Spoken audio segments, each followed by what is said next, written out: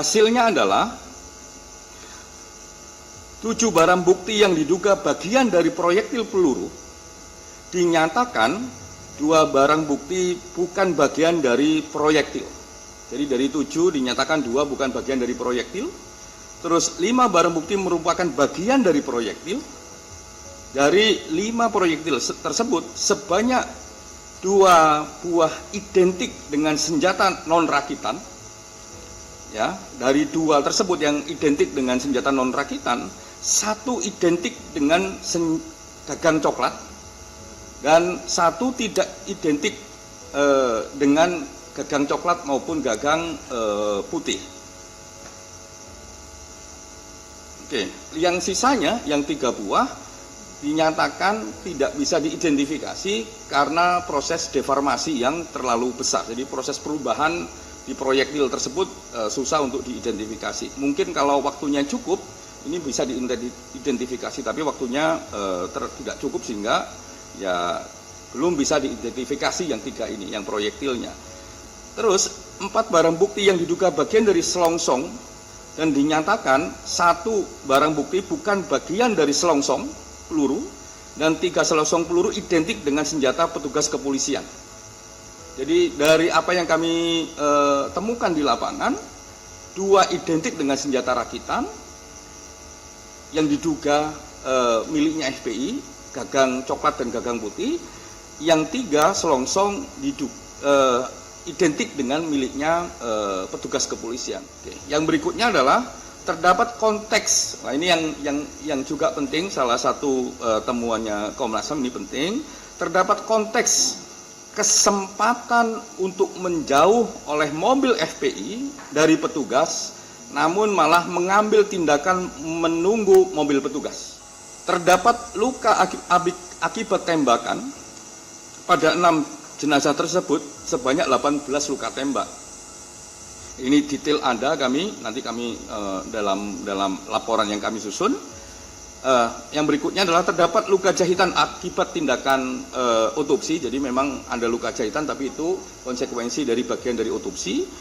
Terus C, beberapa foto yang menunjukkan luka selain luka tembak dan jahitan akibat otopsi tersebut bukan akibat dari tindakan kekerasan, termasuk informasi akibat pembakaran, namun karena konsekuensi dari waktu dan kondisi tubuh jenazah. Jadi karena kami mendapatkan berbagai informasi, terus juga mendapatkan foto, kondisi jenazahnya sudah banyak yang kayak lebam-lebam, terus mengelupas dan sebagainya. Itu penjelasan ahli dengan melihat perbandingan foto di awal dan di akhir, di awal sebelum kondisi jenazahnya dilakukan otopsi sampai kondisi terakhir yang diterima oleh keluarga, itu bagian dari konsekuensi jenazah dari tubuh. Bahkan juga beliau bisa bilang kenapa kondisi jenazah dengan waktu yang kurang lebih mirip, yang satunya misalnya konsekuensinya lebih banyak, yang satunya kok malah enggak, itu karena posisi tubuhnya yang terdapat gizi, kolesterol dan sebagainya berbeda-beda satu dengan yang lain. Tidak terdapat beban dalam pembicaraan oleh pembicara. Jadi dalam pembicaraan voice note itu tidak ada beban. Jadi kalau ada ini bebannya ketakutan dan sebagainya, enggak, tidak ada beban katanya dalam pembicaraan tersebut oleh pembicara dalam voice note. Terdapat baseline persiapan untuk bertahan dan melawan. Jadi karakter dasar dari pembicaraan tersebut adalah baseline-nya bertahan dan melawan. Nah, itu yang inti dari penjelasan detail-detail nanti akan kami sampaikan dalam laporan. Adanya barang bukti yang berasal dari senjata api, tapi bukan termasuk senjata pabrikan atau non pabrikan. Jadi secara kasat mata beliau mengatakan bahwa barang-barang ini ada yang memang dari senjata non pabrikan atau istilah umumnya senjata rakitan dan senjata yang rakitan. Tapi ini hanya melihat secara kasat mata, belum hasil ujian labornya belum keluar. Bahwa terdapat 6 orang meninggal dunia dalam 2 konteks peristiwa yang berbeda. Yang pertama, insiden sepanjang Jalan Internasional Kerawang Barat sampai diduga mencapai KM 49 Tol Cikampek yang menewaskan 2 orang laskar FPI. Substansi konteksnya merupakan peristiwa saling serempet antar mobil dan saling serang antar petugas dan Laskar FPI, bahkan dengan menggunakan senjata api. Yang berikutnya, sedangkan terkait peristiwa KM 50 sampai ke atas, terdapat 4 orang yang masih hidup dalam penguasaan petugas resmi negara yang kemudian juga ditemukan tewas, maka peristiwa tersebut merupakan bentuk dari peristiwa pelanggaran hak asasi manusia. Ini catatannya, penembakan sekaligus terhadap 4 orang dalam satu waktu tanpa ada upaya lain yang dilakukan untuk menghindari semakin banyaknya jatuh korban jiwa mengindikasikan adanya tindakan unlawful killing terhadap 4 orang anggota Laskar FPI. Jadi ini ada berbeda, dua karena ada ketegangan, ada serempet-serempet, benturan-benturan antar mobil sampai tembak menembak dan berujung pada 2 orang yang meninggal. Kalau yang 4 ya di dalam penguasaan petugas resmi negara yang pada akhirnya meninggal, yang 4 ini kita sebut sebagai peristiwa pelanggaran hak asasi manusia. Rekomendasinya, berdasarkan kesimpulan yang telah dirumuskan, tim penyidik Komnas HAM merekomendasikan beberapa hal sebagai berikut. Yang pertama, peristiwa tewasnya 4 orang anggota Laskar FPI merupakan kategori dari pelanggaran HAM. Oleh karenanya, Komnas HAM merekomendasikan kasus ini harus dilanjutkan ke penegakan hukum dengan mekanisme pengadilan pidana guna mendapatkan kebenaran material lebih lengkap dan menegakkan keadilan. Yang berikutnya, mendalami dan melakukan penegakan hukum terhadap orang-orang yang terdapat dalam 2 mobil Avanza hitam B1278 PWK dan Avanza Silver B1278 KJD.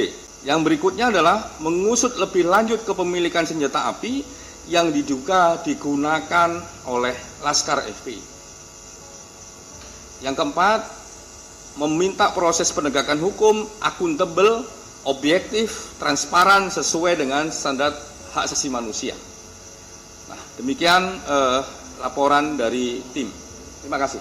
Jadi, peristiwa KM 50 itu tidak akan terjadi kalau di titik-titik tadi itu nggak ada proses yang ditunggu gitu. Dan ini sebenarnya makanya beberapa hal yang ada di voice note, walaupun kami yakini kira-kira faktanya ABCD yang kami dapatkan, kami memerlukan untuk uji psikologi forensik. Kenapa kok ini bisa terjadi? Statement-statement yang dalam benak kami di awal ketika kami mendapatkan informasi tanggal 7 bahwa terjadi gesekan, terjadi ketegangan dan lain sebagainya, ternyata terus muncul voice note. Jadi kami itu turun duluan sebelum ada voice note. Jadi kami sudah mendapatkan keterangan sebenarnya, kok ini berbeda dengan voice note gitu. Nah itu yang sampai pada akhirnya menemukan beberapa poin ini, dan kami merasa perlu untuk memanggil ahli psikologi forensik yang beliau mengatakan bahwa ini baseline-nya adalah baseline fighting. Sehingga kalau tidak ada yang menunggu tadi, tidak mungkin terjadi peristiwa 50. Toh ini juga terbukti bahwa ini penguntitan saja. Kalau ini mungkin ada aktivitas yang lain, ada niat yang lain, ya kenapa enggak di titik Sentul, kenapa enggak di tol di Jembatan Layang dan lain sebagainya. Nah, ini juga mengklarifikasi beberapa waktu yang juga ditanya kepada kami Komnas HAM, minimal saya, yang mengatakan bahwa apakah ini ada pelanggaran HAM berat ataukah tidak. Nah, dalam konteks seperti itu, satu, peristiwa ini nggak mungkin terjadi kalau nggak ada penunggu. Peristiwa yang menunggu dari yang tadi kita sebutkan. Jadi ini bukan lahir dari sebuah skenario perintah. Jadi tindakan itu bahwa ada pembuntutan, iya. Tapi penuntutan itu sebenarnya bisa selesai kalau ya ditinggal aja, namanya dibuntutin ya ditinggal aja, nggak perlu ditungguin, terus nggak perlu ada semacam heroisme dan lain sebagainya. Itu kalau itu nggak ada ya nggak ada peristiwa 50, nggak ada peristiwa 51, mungkin juga nggak ada jumlah orang yang meninggal dalam jumlah yang cukup banyak dan memprihatinkan kita semua sebagai bangsa.